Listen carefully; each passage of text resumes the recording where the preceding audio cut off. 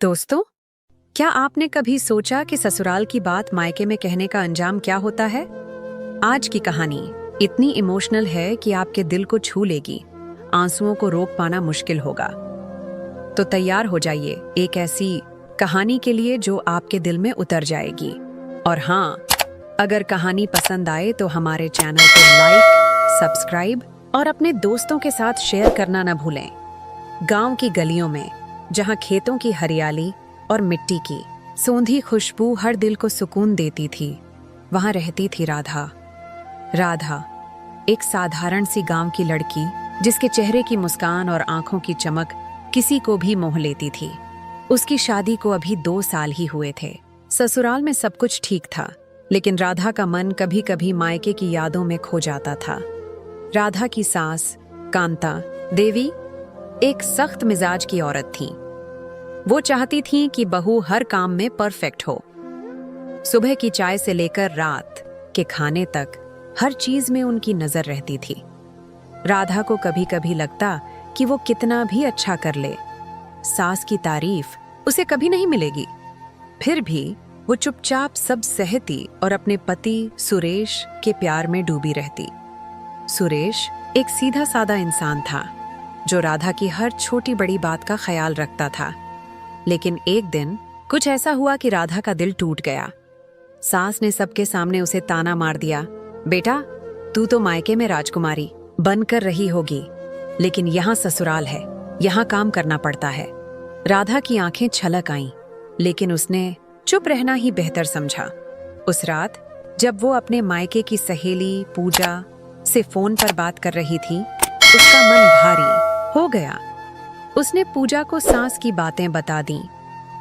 पूजा, मैं कितना कोशिश करती हूँ, लेकिन सास को कुछ भी अच्छा नहीं लगता, हर बार ताने मारती हैं। पूजा ने हंसते हुए कहा, अरे ये तो हर ससुराल की कहानी है, तू टेंशन मत ले। राधा को उस वक्त हल्का महसूस हुआ, लेकिन उसे क्या पता था कि ये बात मायके तक पहुंच जाएगी। पूजा ने अपनी माँ को ये बात बताई और माँ ने राधा की माँ को। राधा की माँ शांति देवी ये सुनकर आग बबूला हो गईं। उन्होंने तुरंत राधा को फोन किया और कहा, बेटी, तू ससुराल में इतना दुखी है और हमें बताया तक नहीं? मैं अभी तेरे ससुराल वालों से बात करती हूँ। राधा घबरा गई। उसने माँ को बहुत समझाया, माँ, ऐसा कुछ नहीं है, बस यूं ही बात हो गई थी, प्लीज तुम कुछ मत करना। लेकिन माँ कहाँ मानने वाली थीं।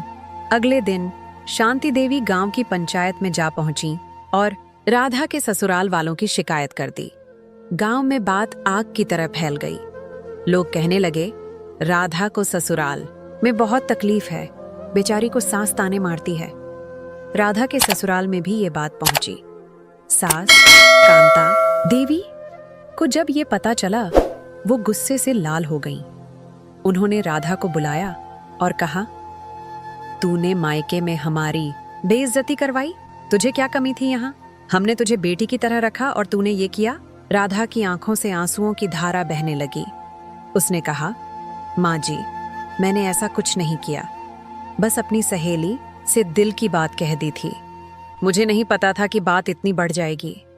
लेकिन कांता देवी का गुस्सा ठंडा होने का नाम नहीं ले रहा था। उन्होंने कहा, ससुराल की बात मायके में कहने से कुछ नहीं होगा राधा, तेरी इज्जत ही जाएगी, हमारी नहीं। अब गांव में लोग हमें ताने मारेंगे। राधा का दिल टूट गया। उसने सोचा, मैंने तो बस अपने मन का बोझ हल्का किया था, लेकिन ये बात इतनी बड़ी हो जाएगी, मुझे क्या पता था।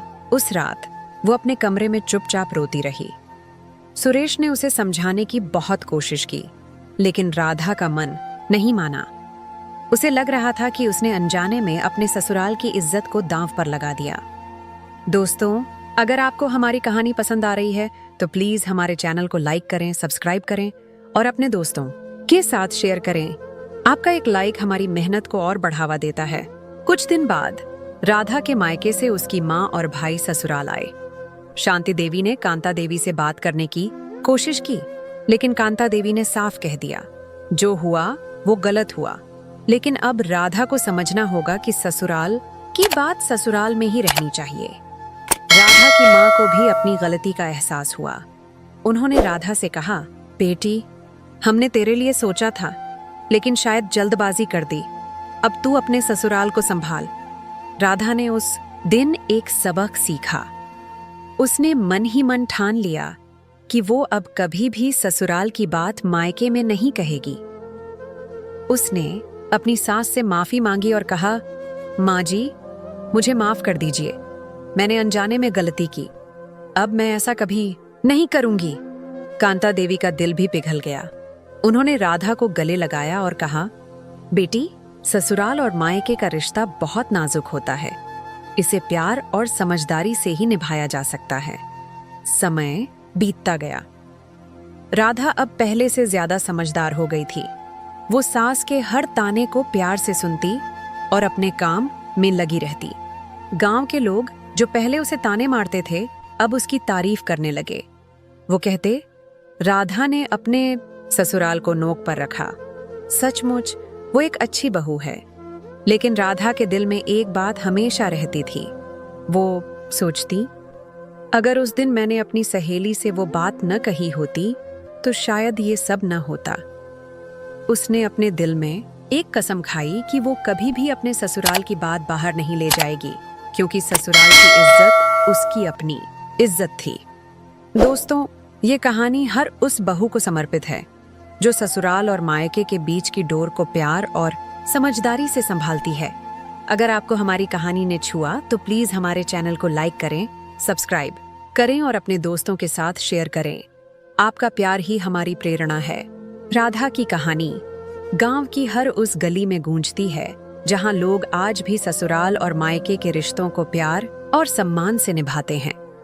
और हाँ, राधा आज भी अपने ससुराल में हंसते मुस्कुराते हुए अपनी जिंदगी जी रही है, क्योंकि उसने सीख लिया था कि ससुराल की बात ससुराल में और मायके की बात मायके में ही रखनी चाहिए। अंत में दोस्तों, अगर आपको हमारी कहानी पसंद आई तो प्लीज हमारे चैनल को लाइक, सब्सक्राइब और शेयर करें। आपका एक छोटा सा सपोर्ट हमारी कहानियों को और भी खूबसूरत बनाता है। धन्यवाद।